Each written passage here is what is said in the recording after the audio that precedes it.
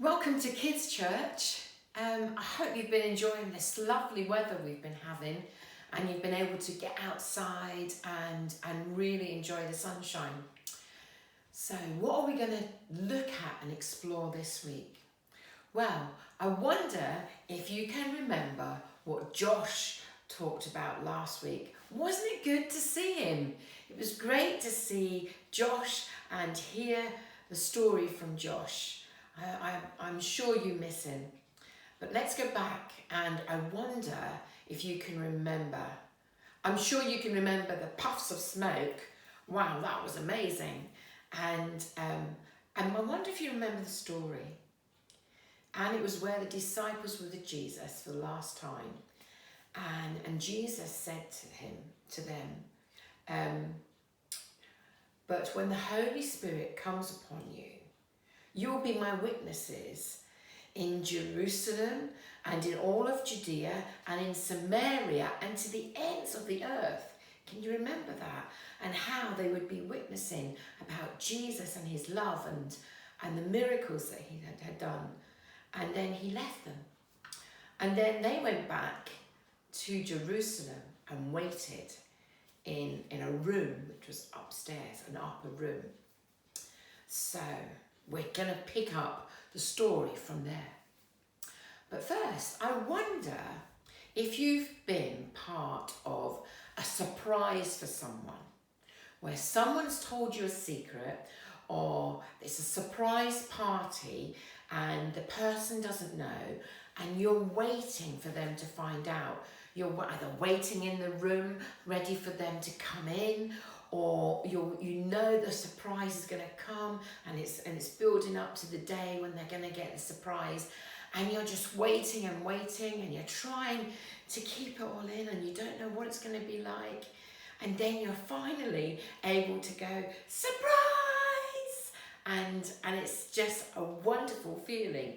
Or maybe I don't know how you feel when it's your birthday and you're waiting and you're counting down the days to your birthday and it just can't come quick enough.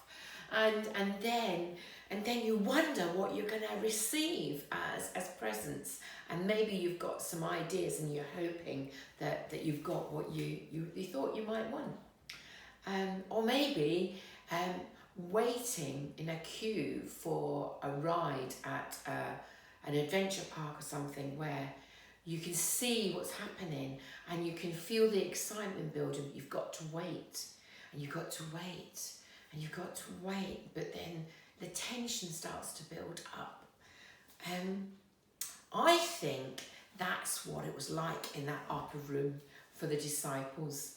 So remember, Jesus had told them to go back to Jerusalem and wait for the gift that he was going to give them, that would help them witness for him all over the world. So we're picking up the story, okay? It's Pentecost, okay? And that's a celebration of harvest in those days. They're in the upper room and they're waiting, okay? Lots of followers of Jesus, disciples, were all gathering, and I can imagine some would be quite anxious, nervous, some would be really excited, some would be talking too much, some would be very quiet, but they were all praying together as well and just waiting on what the Lord was going to give them. And then all of a sudden, they heard the sound of wind whoosh, whooshing around them. I don't know if you've ever been out on a windy day and you can feel it across your face and you're trying to move your hair and you can see the leaves all moving. And it was like a wind and a sound of whooshing. You can hear it, can't you? You can imagine it. And then after this wind, so I can imagine some of them would be thinking, uh-oh, what's going on here?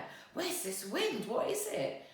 And then suddenly it was like little balls of flame were flickering above the disciples' heads.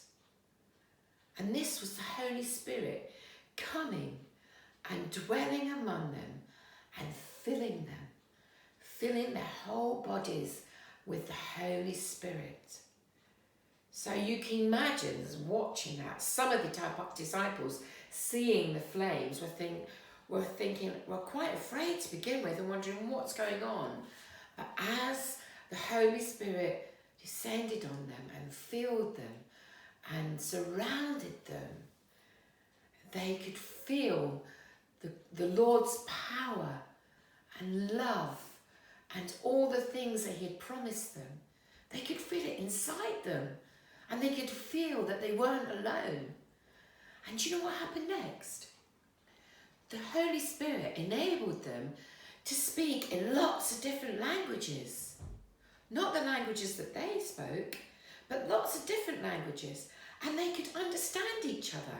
And they were talking all about the wonderful things that they had just witnessed, how the Holy Spirit filled them, and how they were feeling, and what they wanted to do, and tell people about Jesus, and all different languages, and they could hear them. So you can imagine the noise that was coming from this room. They were all shouting and being so happy that the crowd outside were actually beginning to think, what is going on? Can you hear that? What is going on with them? Oh, they sound like they're actually drinking and they're drunk. But this was first thing in the morning. And some of them thought, some of them were quite excited. The people outside and the crowds were saying, gosh, I'd like to know what they're doing. I wonder what's going on. And some of them were like, yeah, definitely drunk, definitely something wrong there. So there was really mixed feelings in the crowds. And they were building to see what was going to happen. And one of the disciples, Peter, can you remember? Peter was one of Jesus' disciples. He could see what was happening. And he stepped out to speak to the crowd. And he said, we're not drunk. You know, we are not, it's 9 o'clock in the morning. We're not drunk. And he told a wonderful story about how a prophecy of Joel had been right for this day, had talked about that day of when the Holy Spirit would come and the young men would see visions and the old men would dream dreams and lots of things. And we're going to explore that later next week. But you can imagine the crowd listening to Peter, and Peter telling them about the wonderful gift of the Holy Spirit and how they could receive it, and how all the things that Jesus had done and all the things that they had seen Jesus do. And the Holy Spirit helped Peter step forward to talk to these crowds of people. I'm sure he must have been excited and nervous and all the things rolled up together. So this week is such a wonderful week in the church.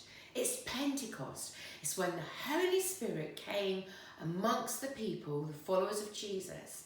And it was the start of the very first church. We sometimes call it the birthday of the church.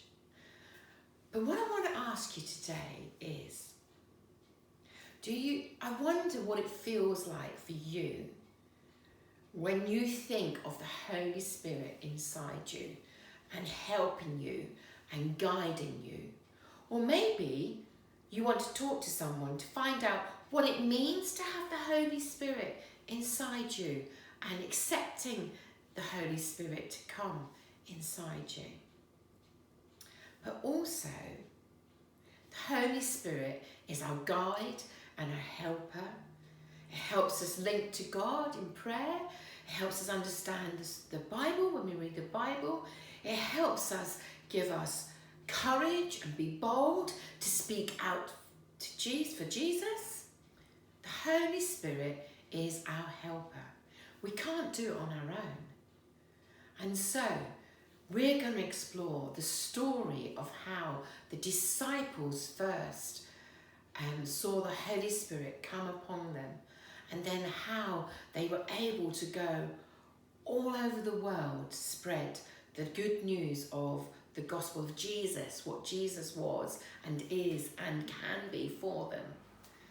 So I wonder if you'd like to know what the Holy Spirit can do for you.